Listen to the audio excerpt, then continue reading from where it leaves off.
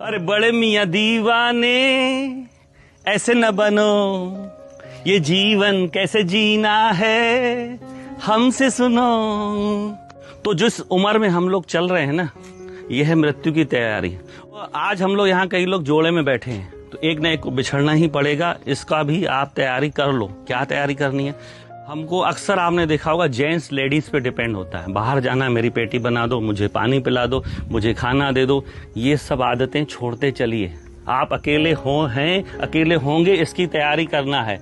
और लेडीज के लिए भी खास करके बोल रहा हूँ, डिपेंड रहती है। मिस्त्री को बुला दो, ऑटो वाले को बुला दो, इसको बुला दो, ये सब भूल जाओ। आप उनको सिखाओ कि नहीं ये नंबर लो, मैं नहीं करूंगा फोन, बात करो, ऑटो वाले से बात करो, टीचर से बात करो, इससे बात करो, ताकि आपके जाने के बाद हाथ न फैलाए, किसी बेचारापन नहीं आना चाहिए। व्यक्ति तब तक बूढ़ा नहीं होता जब तक उसके भीतर प्रेम है। आपने देखा होगा 50 साल 60 साल में जैसे जैसे लोग चिड़चिड़ापन, गुस्सा, फ्लक्चुएशन होता है, वो जल्दी बीमार होगा, बुढ़ा होगा, जल्दी मरेगा भी। प्रेम करो पड़ोसी से, घर से, भले कितने ही बुरे हों, कितना बुरा पड़ोसी हो ना आपका, आप अपना नेचर मत छोड़ो। चंदन के ऊपर कितने भी सांप लपेट जाए, चंदन अपना खुशबू नहीं छोड़ता। वैसे हमको बनना है। कितना भी पड़ोसी किस प्रकार का हो, आप तो मुस्कुरा के नमस्ते करो। दूसरा, एक जैन धर्म में पर्व आता है क्षमा, वो साल में एक बार आता है, आप तो रोज मनाओ ना। अपने घर में भी हमको वानप्रस्थ जीवन बिताना है। वानप्रस्थ का मतलब क्या होता है? पीठ अपने घर की तरफ, मुंडी जंगल की तरफ। आपसे जब सलाह मांगी जाए तब दीजिए, बिना पूछे सलाह बिल्कुल मत दीजिए। दूसरी बात, उनके काम का सम्मान करें। जनरेशन गैप है, वो जो काम कर रहे हैं ना हम नहीं कर पाएंगे, हमने जो काम किया वो भी नहीं कर पाएंगे। तो हमको उनको जीवन स्वतंत्र जीने दें, उनका कभी भी उनके दखल अंदाजी बिल्कुल न करें। दूसरा, कल भी मैं समझा रहा था, आज भी समझा रहा हूँ, हम इंसान एक प्राणी हैं, पंछियों की तरह, जानवरों की तरह। उनके आप प्राकृतिक रूप को देखिए तो आपने देखा होगा, बच्चा जब पैदा होता है माँ बड़ा प्यार कराती है, दूध पिलाती है, उसको दाना खिला देती है, लेकिन एक एज आने के बाद उसको अपने से दूर भी कर देती है। तो हमको अपने से दूर करना है, उनके जीवन में कभी दखल अंदाजी नहीं करना है। और कई बार लेडीज को देखा है, बहू ऐसे आ गई, बहू ऐसे आ गई। अरे वो अपना घर छोड़ के आई है, अपना परिवार, अपना बचपन छोड़ के आई है किसी को, तो अपने पति पर भी हक न जमाएगी तो किस पे हक जमाएगी? आप अपने पति पे हक जमाते हो, आप जमाते हो ना। आपकी उम्र हो गई भले, तो क्या आपने जवानी में नहीं हक जगाएगा? उसको बल्कि सम्मान देना चाहिए। अपनी तैयारी कीजिए, हमें कैसे जीना है। आपने जो कमाया है ना धन संपदा, वो अपने ऊपर जरूर खर्च करें। मरने के बाद लोग लूट जाएंगे। और दूसरा, जो आपने जमा करके रखा बच्चों के लिए, क्या बहुत अच्छी बात है, लेकिन अपने जीते जी जरूर उनको जल्दबाजी मत करें। बहुत लोग करते हैं, अरे भैया मैं तो फुर्सत हो जाऊं, प्रॉपर्टी लिख के दे दिया, ये तुमको आया, ये तुमको आया।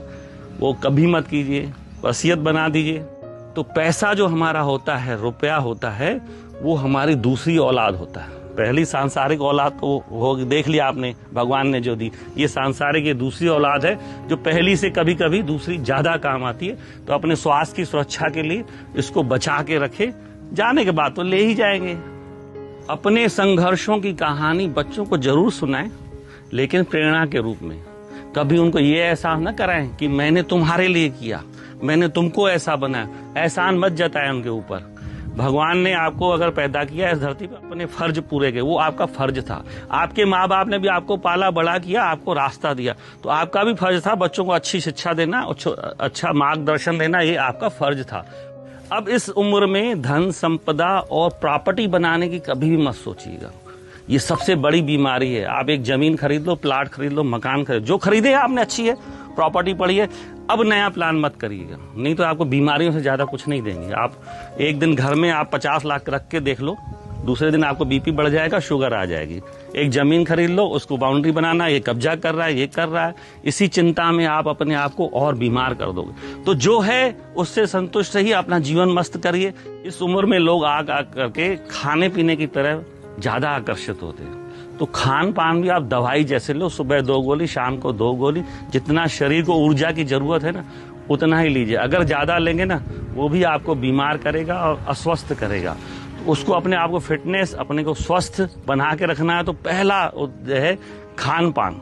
आज सबसे अमीर आदमी जानते हैं क्या है?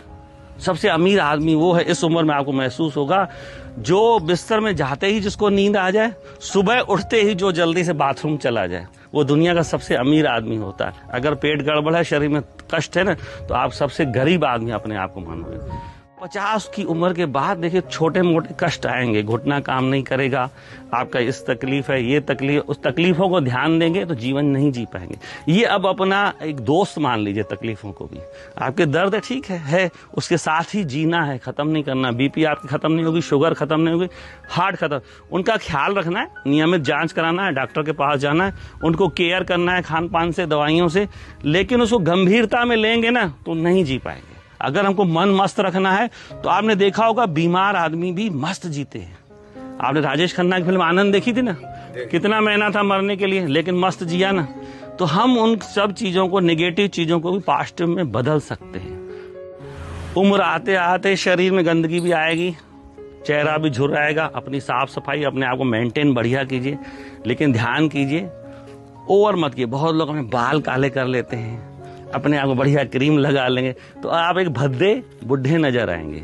आप सुंदर प्रौढ़ भी नजर, पेड़ बड़ा हो जाता है, घना हो जाता है, तो प्रौढ़ हो गया तो अच्छा लगता है ना।